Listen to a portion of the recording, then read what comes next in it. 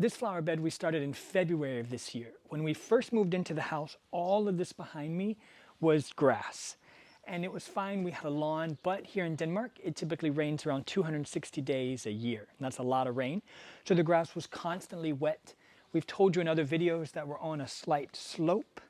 So it was just really wet. We couldn't really do anything with it. There used to be a tree over here to my left, plus the tree in the back. And so it stayed really shady. The grass would die.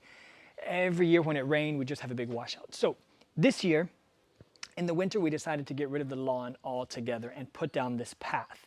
When we did that, we also built a new flower bed here. We extended this flower bed, and we extended the flower bed back there in the back. So for the tour that we want to give you today, we want to show you what we've planted here in the middle, what we've got flowering, and yeah, so come on and let's take the tour. Right here at the front of the border, really close to it, we have this really stunning Statice, also called Echinacea in Danish. It's an annual, so it won't come again next year, but we've grown it from seeds, and it's really amazing because it flowers for such a long time, and it's great for the pollinators as well. And right next to it over here, we also have another annual, which is new to this garden. Really Salvia viridis, dusk Salvia in Danish. It has these blue and then pink. You can also get them in white flowers. And we definitely want to have seeds again for next year. It's grown from seeds and it's flowered for a very long time. And what we do love, it's like it gets a little bit wild here. It just kind of falls over the path. So it's really a really nice one, actually. Then we have also another that also gives some height. Like you can see here, we really focus on, because it is a path we can walk around, so we focus on having the perennials and the annuals, like the tall ones in the middle, really focus on that when you establish a new flower bed, and then gradually have them lower here. But this one has a really great contrast. It's like a grass that we've grown from seeds. This dark foliage really goes well to the lighter plants as well. And over here, Heliopsis, false sunflower, also dark leaf, and really have stunning flowers as well. Really stiff, so we don't get a lot of wind here in the garden, but it really just waves. It doesn't really break, which is really a nice thing as well. And actually further down here, we have the blanket flower, really a nice one as well, with a red, yellow, really get really bushy. And what we do with these ones, we really deadhead them because they come with a lot of new buds. So keep deadheading. And then this one, we have it also close to the border. It flowers until the frost comes here in Denmark. So that's really, really important to have plants that you have for a very long season. And we've typically deadhead this one at least every other day. And it's not a big deal. It's not like we're out here with our snips focusing on it, but you know, you walk out in the garden with your cup of coffee, and so it's easy to just take off the heads as you see them spent. That's right. So we go a little bit further. Right down here we have one of the many salvias we have in the garden. I don't know if you remember, but we came home from holiday and then it was all finished flowering. So this is actually, we trimmed it back, and this is the second flowering it has. So do cut it back just below the finished flower and we'll come with another one. Not as full as the first one, but still really great for the pollinators because we do want to have them a lot in the garden. And this one is actually a Cosmos. It's an annual apricot. It's really, really beautiful. It's a new one, sown from seeds. It's really amazing, I think, what you can get from tiny, tiny seeds. And they also, we keep deadheading and keep when they are finished, like we've just, actually over here, I just want to show you quick, like here's one finished. So I do dry them and then I keep them so they don't rot and keep them in coffee filters and sow them either early spring or just out in May when it's finished with the frost here in Denmark. And we have some tall ones over here. That's a perennial, Delphiniums in different colors. There's a nice one here, Shantae, and down there, a lighter one down there. Also a really pretty one. And together with like Rudbeckia standing here, which gives like really pop of color with the yellows. And the Verbena popping out everywhere. That's one of your favorites, right? Also really good for the pollinators and has stiff stems, doesn't really, it just also waves, just really gives some airiness, some lightness to the flower bed. This is also what really is a must in a new flower bed for us. It's the Echinacea. It's grown from seeds and it has really stiff stems as well, and the pollinators really love it. And we really want to have a big group of that here because it flowers now and until the frost comes here in Denmark as well. It's really combination with like late summer, autumn here in Denmark. And I see even the bees are like they're really busy over there. Amazing to watch. And we have some annuals, edible flowers. Great if you have smaller kids. Calendula, also grown from seeds. Not that our son is out eating the flowers. No, he's 11. But if the neighbors come over, they have smaller children. And easier, they will be self-sowing and you can get them in different varieties of color. And right next to it here, that's really starting to bloom, is the Liatris. Such a stunning plant as well, has these spiky foliage here and gets these really purple color. And it looks really nice in front of the trampoline, which is the focal point of our garden. Oy. And what we have here in the middle, really to give some height as well, and also the foliage here, is Ninebark. It will become a really great bush and get some height by time. It's only this year. But it has white flowers and then it gets like reddish berries and then they dry really pretty as well. Yeah. But you can trim it back. We do a lot of cuttings as well. You can easily get more of different plants when you do cuttings. But the plan is keeping that a little bit high here. And this one we bought already as a bush. The three things. There's a rhododendron here that you can't read right there.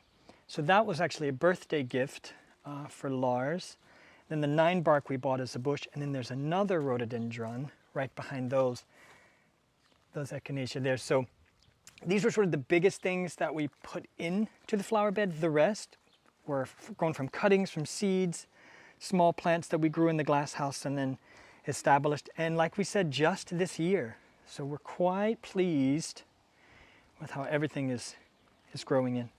And also here, like the Oxeye now, this one is, we do a lot of deadheading here too, but that's really also, for us, it's like really idyllic to have this really cottage style. And if you ever come to Denmark, you will see Oxeye Daisy everywhere. It's not the national flower, is it? Is it? We'll have to check. If it is, I'll write it in the comments, but it's everywhere, from jewelry to necklaces. You see it, you see that flower everywhere. It's a big thing here. Yeah. My lilies are doing well. If you remember, Lars planted these just for me. His favorite. Ta-da. Very pretty, right? And the sedums down here is just about to come very soon. It's starting to pop. This will have like a little, like a light pinkish color. We also have some in dark foliage. You can really get many different colors. It's really a good plant as well. And this is called Sankt Hanswort, right, in Danish? Yeah, Sankt Hanswort. So the crazy thing about this, this is called, Sankt Hans. Which, anyways, Sankt Hans is a holiday in June, so it's named after that and that saint, and yet it never blooms in June. So, which is my birthday as well. Yes. Yeah. The same day that they burn witches here in Denmark. Oh no, there's a sword. Obviously, someone was out here. Wasn't Alan. Saving us from the bad guys. Over here, which one that Scabiosa that Alan just had deadheaded, and as you can see, there's a bunch of new flower buds coming, and the bees are all in it here. Next to the catmint over here, that's doing really well. That's a nice combination as well. And if we go over here, we still have some also grown from seeds, some snapdragons here. There's like a white with a little, I don't know if you, did we show them like it looks like Løvemund, it's called in Danish, because it looks like a lion's mouth. It's really funny. And we still have those for this time of year, which is great. And right next to that, we have some Allium. It's a Millennium, so a very low variety, but really great here. Also great for pollinators, so you really go in there and get busy. And nice here near the edge of the border that we made. Here's another one of my favorites, this Astrantia, the pin cushions. I think they're just beautiful. Yeah, we both have it in a white variety, and then this. Look at that. Really. Put that on your must-have list. That's a nice one. And the Anise Hyssop, we also have the bees really like that too. Here we have this one in purple and in white. Back there, if you can see. So we have that in 2 places. And as I said here, another sedum. This is one we actually bought, but you can really, here in the autumn when they look at the foliage here, but later on when they finish flowers, you can either, when you put it in a bouquet or in a vase, stick them in water, and after a few weeks, actually it's gonna get roots, or stick them in the ground, and ta-da, you can have a bigger area with them.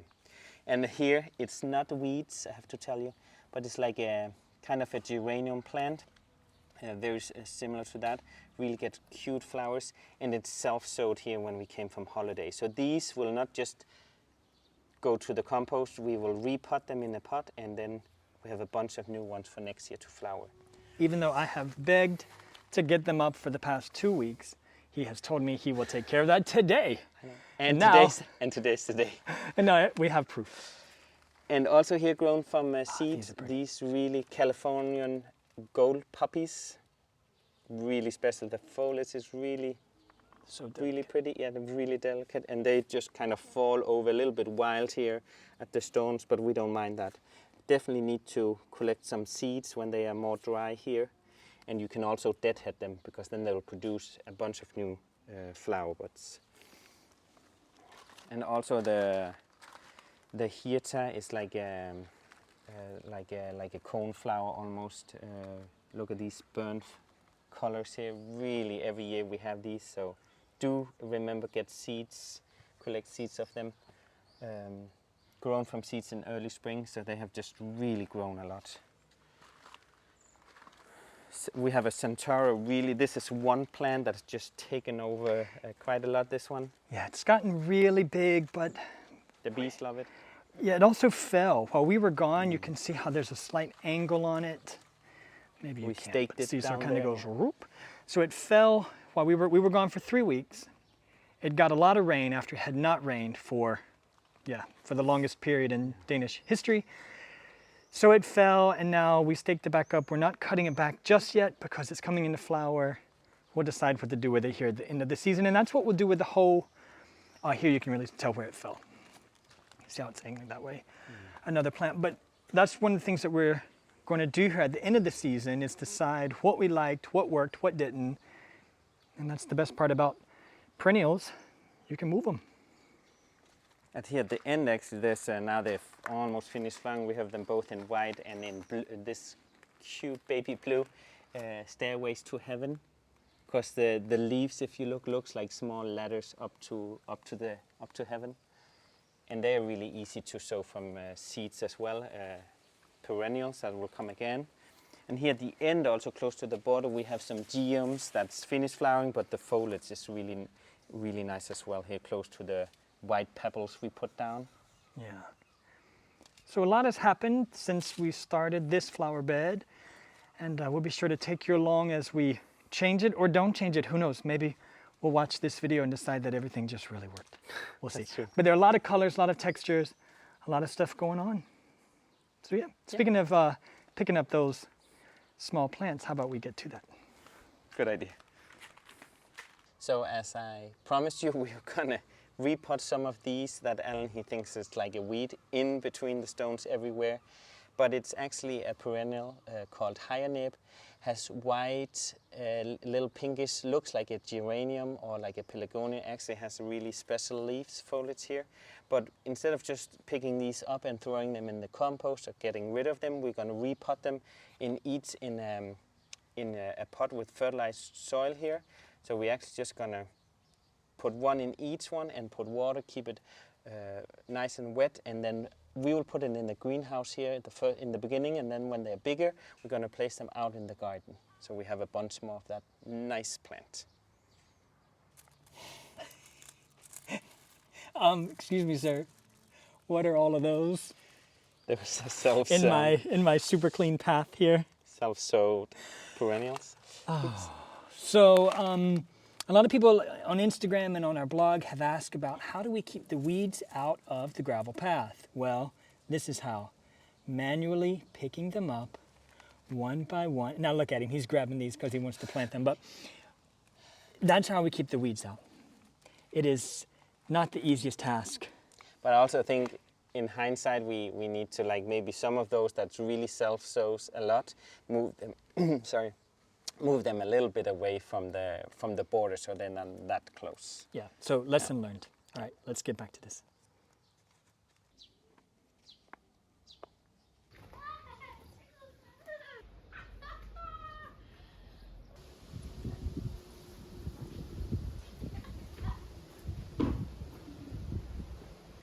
So we've bought some new Echinacea here at the beginning of August because they were on sale. We've talked about this before with the Nephofia that we bought up there, with some other things.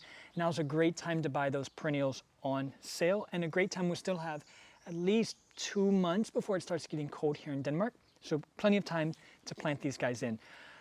These Echinacea, they'll grow in any type of soil. That's why we have them here next to the hydrangea. They'll be fine here. They prefer full sun, which this flower bed gets in the afternoon, although today is typical Denmark, so it's cloudy. But they prefer that. They're safe to eat in case anybody wants to come and nibble on them. And they also make great cut flowers. They'll last for around 5 to 6 days. So in that way, they're super nice. We have a few holes here because we've cut back some things. Like we talked about before, we came back after the holidays. Some stuff had really overgrown. Some stuff we just weren't happy with. So we have a few holes. So that's where we're going to start putting these guys. I think we'll put one there. I've placed another yellow one here. I think it'd be nice after that Flowerbed finishes, which is that really bright yellow. We'll put that one here. We have this Echinacea here. We'll put another one here. I think this pink will look nice against the white. It'll also mimic some of the white back there in the back. And then this one, we've decided, I believe, isn't this where we wanted it, Lars, about right there? I think so, yes. I think, first of all, this is a hole, so that would be great if it did go there.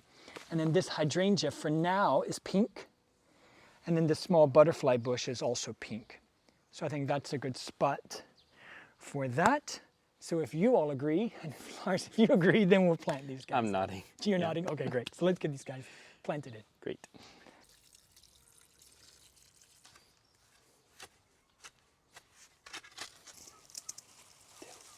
So I have a few more things to do this weekend. We need to cut down some of the wisteria again. We've talked about before how it'll really wrap up and catch the tree at the top. So we need to cut some of that down. We also have the ivy, which is our other side of the house. We have a fence on one and English ivy on the other. We have to cut some of that down because it's just getting a little bit out of control here towards the end of the season. So I have a few more things to do, but thanks for joining us. Be sure to subscribe, the button somewhere below me, and like and comment. We really appreciate all the comments, all the ideas, all the questions. Everything that you guys are giving back to us is really kind, so we really appreciate that. So thanks for joining us now, and talk to you soon.